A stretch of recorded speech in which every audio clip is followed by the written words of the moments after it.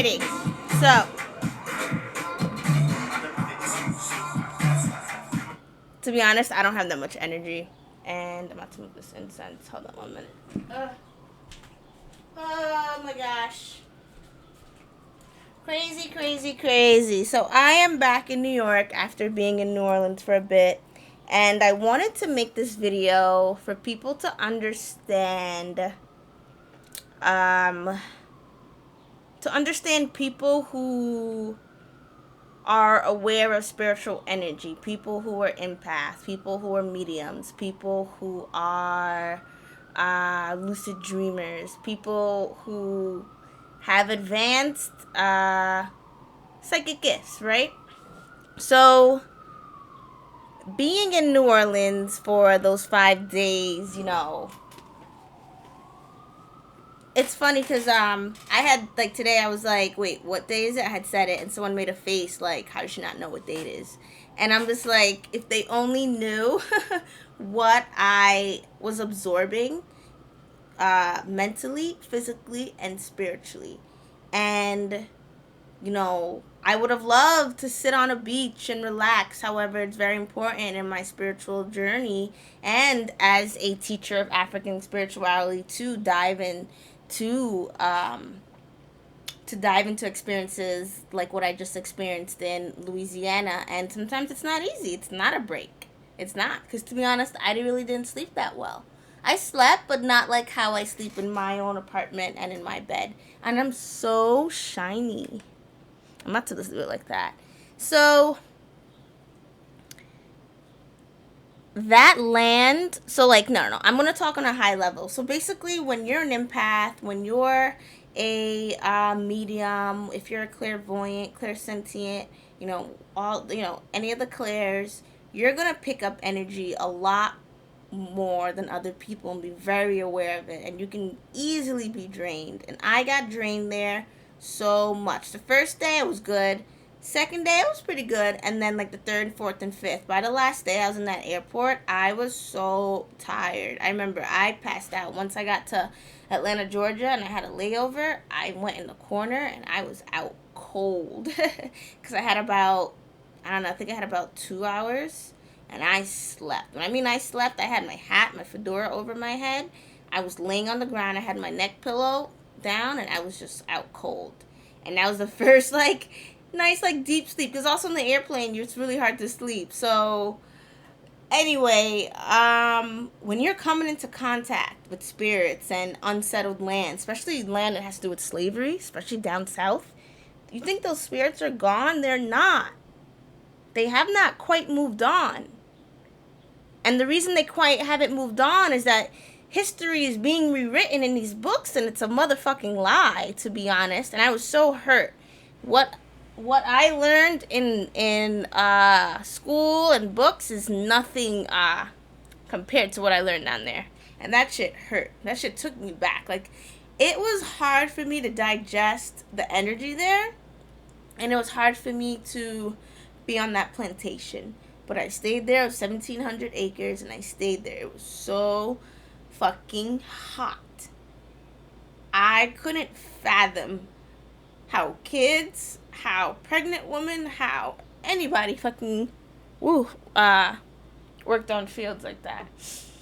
So, and then even the home that I stayed in, it was owned by a slave master and its slaves, so you can imagine the energy in there. They would not let me sleep. My dreams were wild. They definitely came to me in my dreams, and I saw some stuff, and it was just like, yo. And I must have gone so many times during my trip, because it was just a lot of energy. And I was by myself about 80% of the time. I did meet up with 2 people that I actually even go down there with them, but I did meet up with 2 people, and they didn't quite understand why I felt the way I felt. That's why I kind of kept my distance. But when your energy is being tugged, when you're on land or an environment where a lot of turmoil, a lot of negative things happen, rape, torture, beheading, hangings, you know.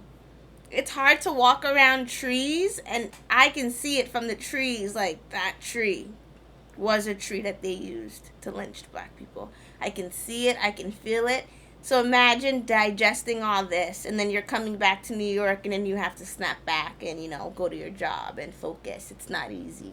So like I have every right to not know what day it is right now, because right now I'm trying to just digest how a human being can treat another human being worse than an animal.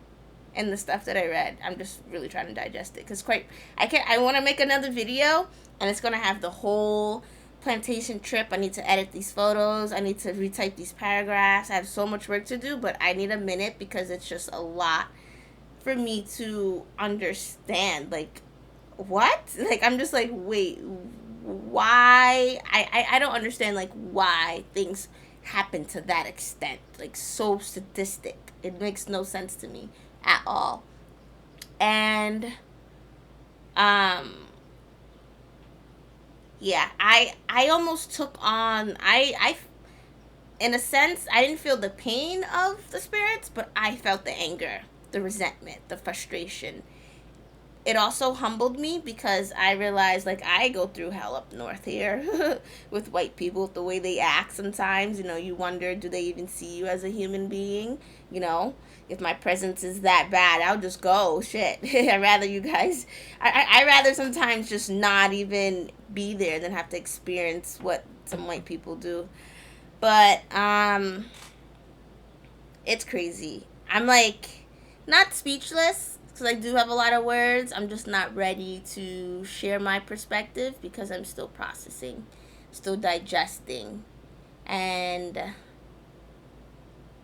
it's definitely, I had my own protection when I went down there, so I never felt afraid. Because at the end of the day, like, they all may not have been my ancestors, but we were all connected somehow. And I went down there with the intention to connect to my roots and to learn the truth and to give my mental health a break, to be honest, because I was losing it up here trying to deal with this racism and oppression that's going on, and the riots and the protests and these statues, and it's just a lot, in COVID and being, you know, in quarantine. It's a lot being knocked around, and, you know, you want to be strong, but you're going to be strong for so long. So it was a nice break to leave the city, and I left the city to go to another place that's a little chaotic. They also were going through COVID. However, it was slower. The people were kind. The people were loving.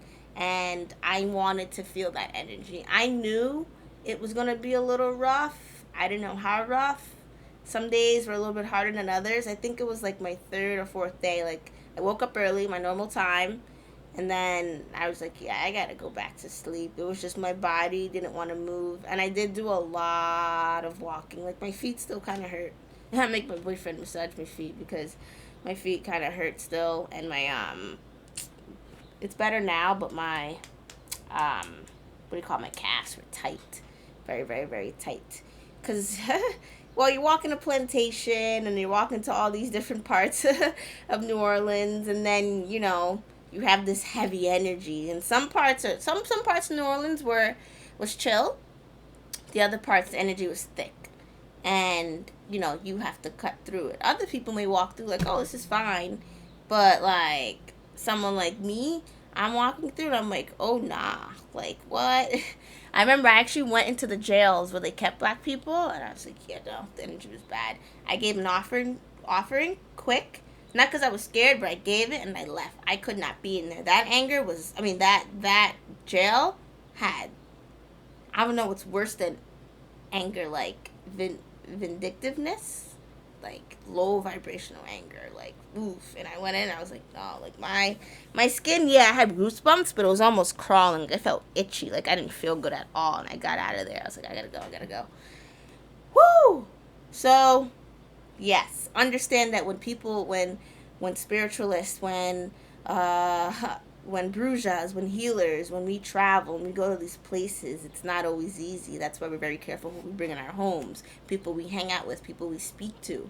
You know, you may think that, like, for example, if you're a healer and someone is being, like, you know, giving you dirty looks and grilling you, it's not only the dirty looks and the grilling you feel that energy coming towards you absorb it. That's why I'm very careful. Like, I stay away from people who make me feel like shit and who treat me like shit, because I can't have that energy around me. It's too much. I already got enough shit going on.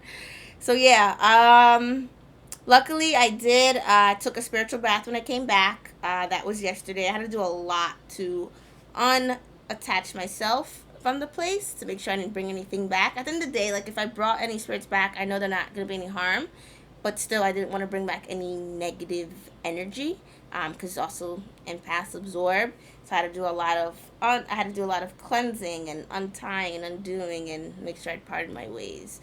And today's actually like the full day where I'm less like, well, I'm working, but I'm finally like calming down, and definitely not as emotional. I was emotional down there. I remember I cried in the shower because I didn't want, just in case anyone came in the house, I didn't want them to hear me. Because I was like, yo, oh, I was so upset. I was so upset. But yeah, that is it. Woo! To my Brujas and my healers out there who are very sensitive to energies, know that you're not the only one. I definitely will make a video soon on how I protected myself down there and the steps I took, because I did a lot of preparation.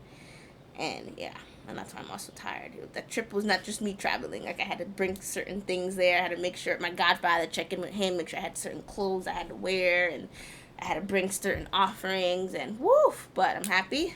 I'll have another month off before I have to do that again. So, peace up, A-Town down. Ashe.